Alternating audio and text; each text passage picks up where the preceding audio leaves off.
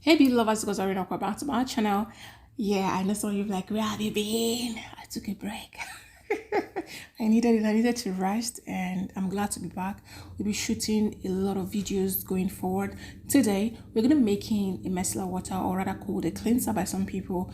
You can choose to call it whatever it is that that you want. So I just measured out my salicylic acid, which is the major active that we'll be using for this formula. I intend selling out this product for somebody who is acne prone and oily skin. So I've been dissolving this with a solvent called Propendiol 1,3. Propendiol 1,3 is one solvent that I know that dissolves salicylic acid with ease. Now you just turn it in and keep mixing until you get a very crystal clear solution. Now, if you do not have the patience to wait, you can put it over a hot water bath, all right? Or put it over a double boiler system. It dissolves in no time. In less than 2 minutes, you should have your salicylic acid dissolved, all right? So it's quite easy. Some people dissolve it propylene glycol, but that really takes time. Propendiol 1,3 does just this. So in this beaker, I'll be measuring out my Flora water and my distilled water. I combined distilled water and Flora water, and I will explain why. All right, so I further went ahead to add my MSM and Allantion.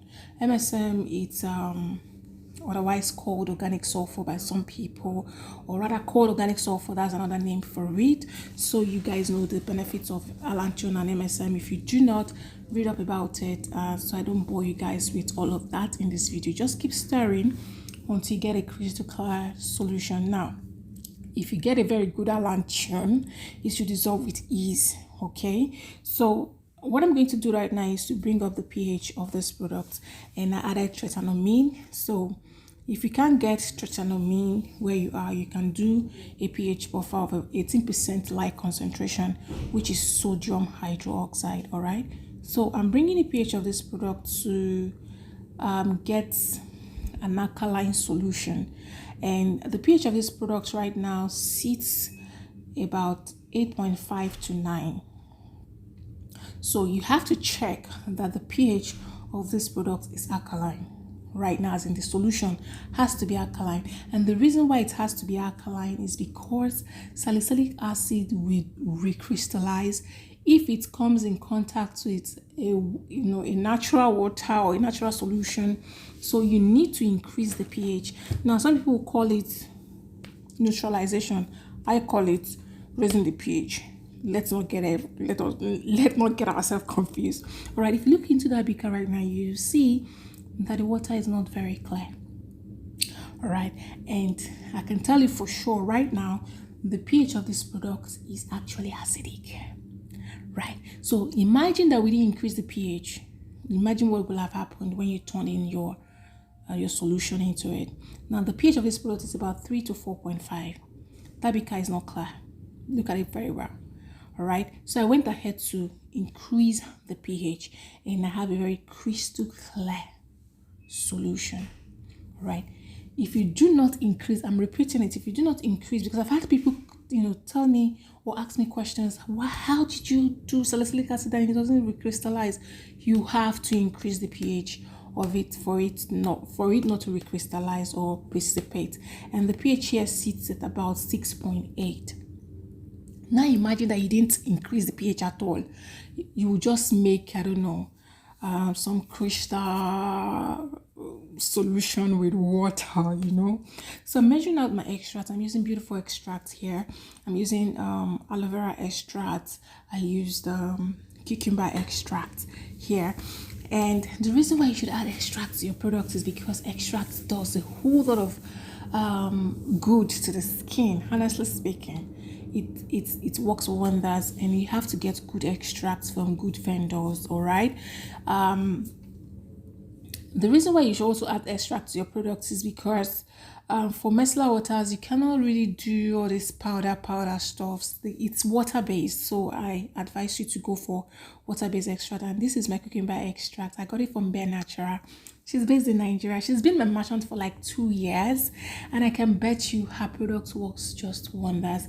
For some of you who get Allantion that gives you headache to dissolve, just hit her up. If you're lucky to be in Lagos, you get your product in no time.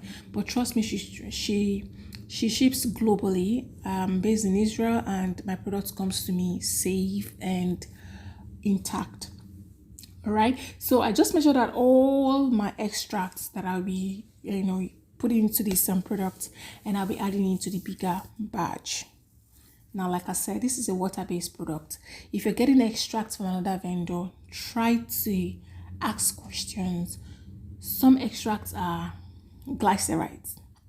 If it's glycerides, then you have to watch how you use other products in this formula or in your formula, so that you don't have a sticky, gummy kind of a cleanser, or a micellar water, as you may choose to call it. So I added my preservative right now, and once your preservative is added, at this point you can just call this a toner. Now I'm giving you guys an idea. At this point it's called a toner. Why? Because there is no active surfactant in it. But I went further ahead to add a surfactant, which I use DLS, Disodium Laureth sulfonate, and it's a very mild surfactant. For me, a cleanser should have an active surfactant matter of probably 0.5 to 1% or 1.5% max. To me, that's what I believe. If it goes above that, it should, I don't think it will really make sense. Okay, so do well to also ask your vendor the ASM of the products that you're getting, especially if they are in liquid form. It's ASM means active surfactant matter, all right? That's the amount of detergent in your product or in that product. Like cocoa beating has about 30, and I checked the pH now, it's about 5.4, and I intend to leave it like that. Okay, so like I said, do well to know the active surfactant matter of the product that you're getting. That way you would know how to do your operation. And I'm just adding color to this product because we are making cucumber and aloe cleanser, so I just added a little bit of color to it.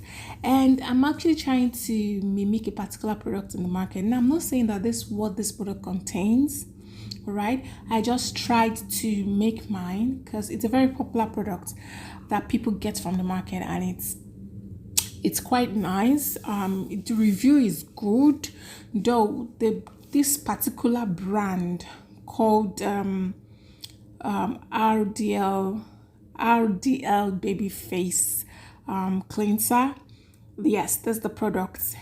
They didn't actually mention all the actives, or they didn't list out their ingredients, so I just mimicked it with the color on what it states. It states RDL cucumber extract or so I decided to do mine. And trust me, this toner that is sitting right here does a lot of justice, and you can see that it's quite foamy, right? So mine, it's lighter kind of